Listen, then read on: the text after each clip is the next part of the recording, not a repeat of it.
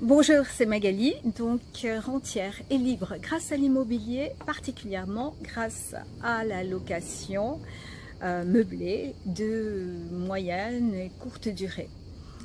Donc là, aujourd'hui, je voudrais plus particulièrement vous entretenir de la location saisonnière et la façon de gérer vos biens en location.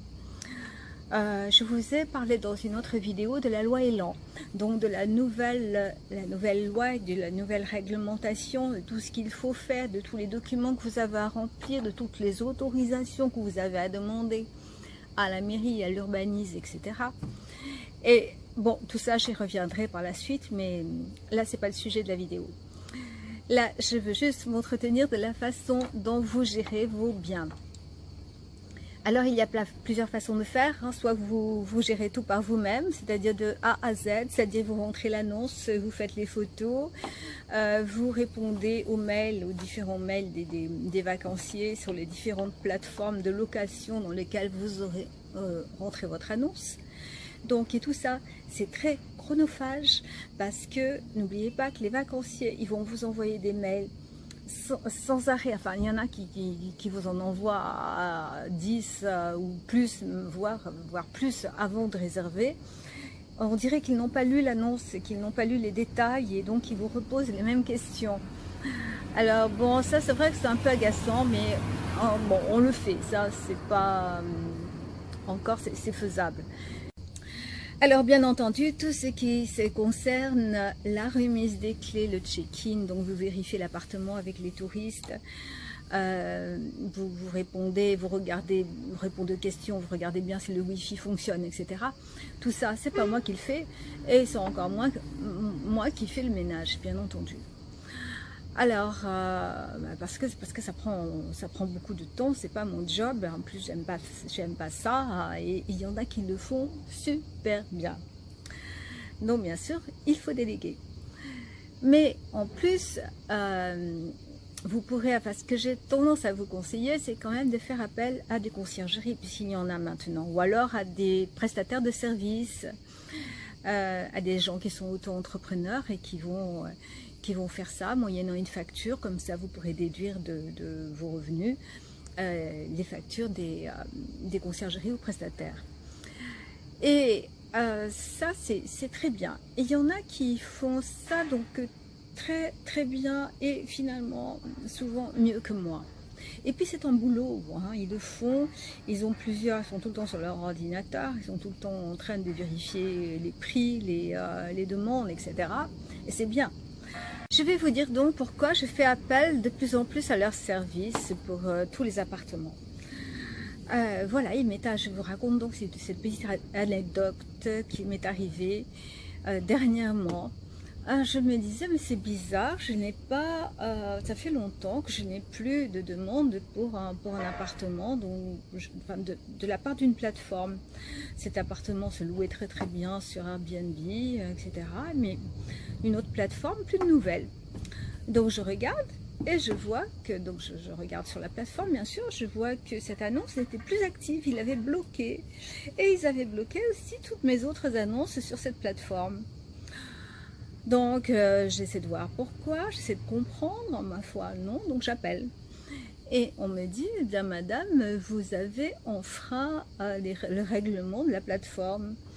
Et aussi, vous avez eu beaucoup de réservations annulées, donc ce qui fait qu'on a bloqué vos annonces. Ah, très bien.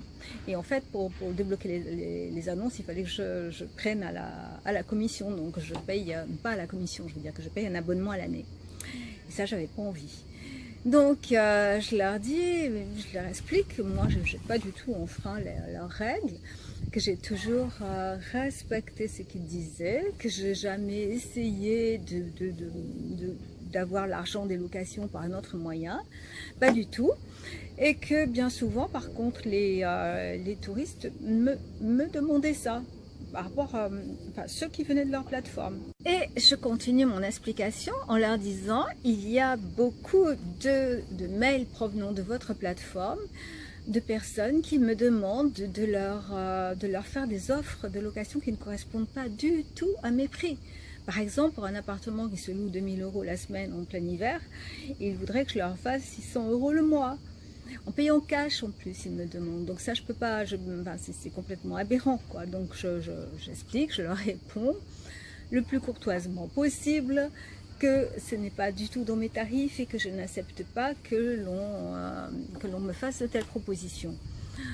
Et alors, bien entendu, après, tout ce genre de demandes, toutes ces réservations, en tout cas, sont annulées par le site. Et bon, ben là, il y en a eu beaucoup, mais il y en a eu aussi beaucoup par rapport même aux studios. C'est-à-dire où on me demandait des studios qui se louent 600 € la semaine. Ils me disent, ben non, nous, on vous propose 500 € le mois pour un an, payé cash, si vous êtes d'accord. Et évidemment, non, tout ça, ce sont des escrocs, enfin des gens en tout cas qui... Vous savez, vraiment, ce genre de gens à éviter, bien sûr.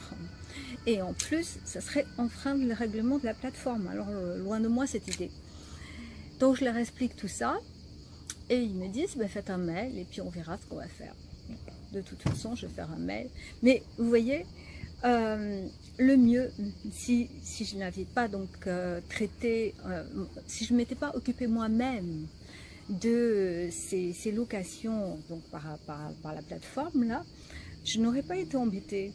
Parce que si ça avait été une conciergerie qui s'occupait de tout cela, qui s'était occupée de tout cela, eh bien ils auraient beaucoup mieux géré que moi. Donc finalement, bien souvent, là c'est un exemple flagrant, je vous assure qu'il vaut mieux que vous fassiez confiance à quelqu'un d'autre, à un prestataire, et que vous payez ce prestataire pour faire le travail à votre place.